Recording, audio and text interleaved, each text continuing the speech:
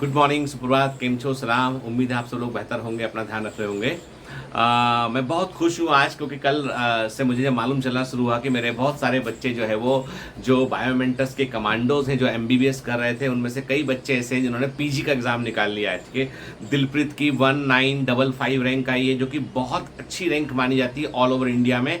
मतलब एआईआर जो है ऑल इंडिया रैंक में 1955 रैंक जो है बहुत अच्छी मानी जाती है पीजी में। मतलब आपको सारे पॉसिबल ब्रांचेज आपको मिल सकते हैं अच्छे से अच्छे कॉलेज के अंदर। ठीक है, और ऐसे कई बच्चे जो है वो पीजी का एग्ज़ाम निकाल लिए हैं, और प्री पीजी का एग्ज़ाम जो एमडी और एमएस के लिए होता है। और मुझे बहुत मन मेरा पूरा बहुत खुश है मेरा कि मेरे बच्चे जो है वो डैम टैलेंटेड है। उन्होंने एमबीबीएस में बहुत अच्छा किया। और बायोमेंटस को कितना साल होगा कि जो ग्रुप है उस ग्रुप के अंदर अब जो मैसेज चल रहे हैं कि मेरा पीजी में रैंक ये है, मुझ में ये फिर बच्चों के फ़ोन आना शुरू हो रहे हैं कि सर हम क्या ले लें, एमडी डर्मेटोलॉजी ले लें, एमडी रेडियो डायग्नोसिस ले लूँ, या मैं एमएस कर लूँ गायनिक में, या एमएस कर लूँ ऑप्थो में, सर कौन सी ब्रांच लेनी है। और ये फ़ोन ऐसे है जिसका मैं इंतज़ार बहुत दिनों से कर रहा था कि मेरे बच्चे जिनको मैंने 12वीं के बाद जो है वो पढ़ाया मैंने, और जो बच्चे पढ़ते रहे, सिलेक्ट हुए, जुड़े हुए, 5 साल, 5.5 साल, 6 साल ग्रुप के अंदर कई बच्चों को हो चुका है, और बच्चे अब पीजी निकाल रहे हैं। मतलब मन खुश आता है।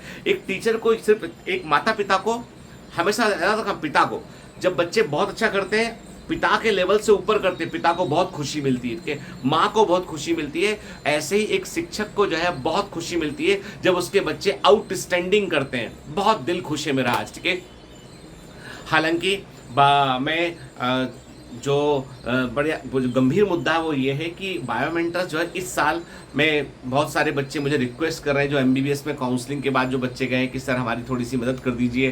क्योंकि एक बच्चा है, जैसे उसके फादर जो है वो अपना फलों का ठेला लगाते हैं। एक बच्चा है, उसके फादर जो है वो अपना चाकू में जो धार करते हैं वो वाला काम करते हैं, बाहर जाके गली गली जाके मुंबई के अंदर। ठीक है ना, और घर के नाइफ वगैरह में करते हैं। एक बच्चा, उसके पिताजी जो है वो पेंटिंग का काम करते हैं। तो ऐसे कई बच्चे हैं जो मुझसे मदद मांग रहे हैं। लेकिन मेरे पास ऑलरेडी मैंने कहा था कि 86 बच्चे ऐसे जिनकी मैं एमबीबीएस की फीस, उनके हॉस्टल का खर्चा सब कुछ मैं उठाता हूँ। तो पहले तो मेरी जिम्मेदारी है कि वो मिड में पहुँच चुके हैं, तकरीबन 4th ईयर तक पहुँच चुके हैं, तो उनके 3rd या 4th ईयर तक तो उनका पहले मुझे करना होगा, नहीं तो वो बीच में अटक जाएंगे। ठीक है, और नए बच्चे मैं ऑनबोर्ड नहीं कर पा रहा हूँ। उसके पीछे कारण है कि बायोमेंटस कोई बहुत बड़े सरप्लस में नहीं है। बायोमेंटस में जो है, मतलब ये बायोमेंटस की बात नहीं है, सारे जितने ऑनलाइन वेंचर है सब एकदम ऑल टाइम डाउन पे चल रहे हैं, ऑल टाइम डाउन पे चल रहे हैं। कारण ये है कि थोड़ा सा सिनेरियो बदला है। फिर ऑफलाइन इंस्टीट्यूट जो है उसमें भी बहुत लिमिटेड बच्चे हैं। तो कहने का मतलब ये है कि बायोमेंटस जो है वो अपने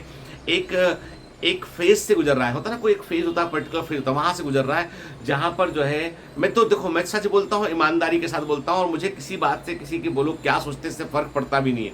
मुझे इतना पता है कि हम लोग पूरी ईमानदारी से मेहनत कर रहे हैं,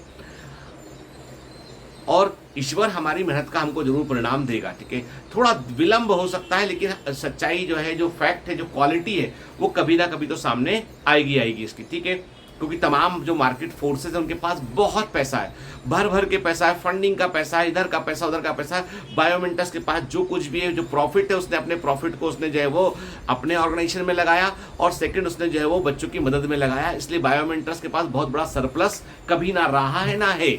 ठीक है, तो बायोमेंटस हर साल जो है वो अपना मेहनत करते हैं, फसल लगाते हैं, फसल काटते हैं, और उसी में से वो पूरा काम चला रहे होते हैं। ये सिस्टम का एक हिस्सा है। ठीक है, इसलिए हम लोगों ने कई बार आउटसाइड फंडिंग को हम लोगों ने मना किया हुआ है, क्योंकि उसके बाद कंट्रोल जो है वो इन्वेस्टर का हो जाता है पूरा। ठीक है, और वो आपको एक भी रुपया इधर उधर खर्च नहीं करने देगा। ठीक है, तो मेरा मानना बस ये है कि अब मैं जो मदद कर सकते हैं तो वो यही है कि मैं अब अपना जो एनजीओ है मेरा, उस एनजीओ का कुछ डिटेल्स मैं प्रोवाइड कर दूंगा आप लोगों को पब्लिक फोरम पे, जहाँ पे कि 100 रुपये, 50 रुपये, 25 रुपये, 200 रुपये, जो समझ में आए वो आप कुछ डोनेट कर दीजिएगा।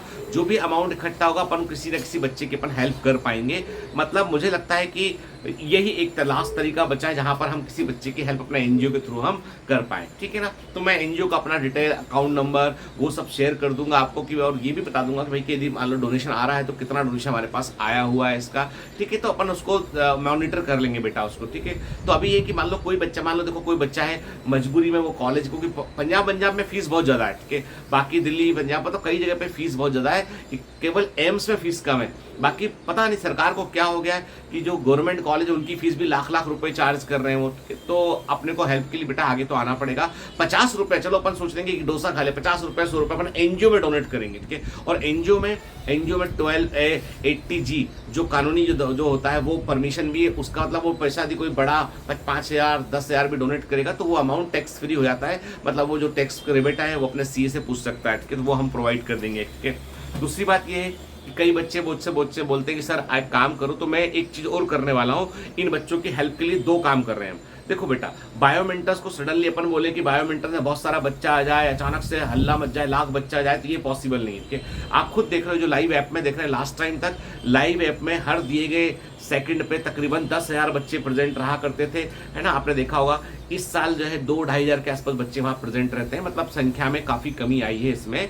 और देखो, हो सकता है कि हमारे काम में कुछ कमी रही है, हो सकता है कि मार्केट का सिनेरियो कुछ हो रहा, हो सकता है कि हम बाकी मार्केट फोर्सेस से उतना अच्छा कॉम्पीट नहीं कर पा रहे, लेकिन हम लोग ईमानदार हैं, ऑनेस्ट हैं, मेहनत करते हैं, ये बात पक्की है, ठीक है।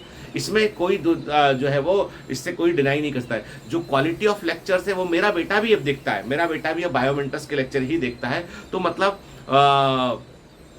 तो मुद्दा ये है कि धीमे धीमे जो क्वालिटी है वो अब लोगों के सामने आती कभी कभी क्या होता है ना कि इतना झूठ, इतना आडंबर इतना फैल जाता है कि सच कहीं ना कहीं दूर चला जाता है, लेकिन सच कभी दफन नहीं होता है, हमेशा वो जिंदा रहता है, ठीक है। तो मैं कुछ बैचेज मैंने लॉन्च किए, तो इसीलिए मैं लॉन्च किए कि जैसे अपना वो बैच है, अपना स्पेशल ऑप्स की कुछ बैच में आएगा तो उससे कुछ खर्चा निकलेगा, कुछ जो है वो सरप्लस को अपन बच्चों में डाइवर्ट करेंगे उनकी मदद करने के लिए। दूसरा, इसके अलावा कई बच्चे बोलते हैं सर मेडिकल कंसल्टेशन के लिए भी आप कुछ कर सकते हैं, तो बिल्कुल सही बात है। मैं सोच रहा हूँ कि मैं मेडिकल कंसल्टेशन का एक सिस्टम बनाता हूँ कि मैं ऑनलाइन मेडिकल कंसल्टेशन कर पाऊँ, फीस लेके करूँगा, फ्री नहीं करूँगा, फीस लेके करूँगा, ताकि उस फीस का इस्तेमाल जो है मैं उस फीस का इस्तेमाल में ऐसे चीज़ों में कर पाऊँ, उस फीस को मैं अपने एनजीओ को डोनेट कर पाऊँ, ताकि उससे दूसरों की मदद हो सके। देखो भाई, इतने साल पढ़ाई की तो मेरे हक का पैसा है फीस, यदि मैं कंसल्टेशन की फीस लेता हूँ ऑनलाइन तो वो मेरे हक का पैसा है, ठीक है। तो वो भी अपन सिस्टम एक बना लेते हैं कि भाई कंसल्टेशन कब कब किस नंबर पे कंसल्टेशन मिलेगा,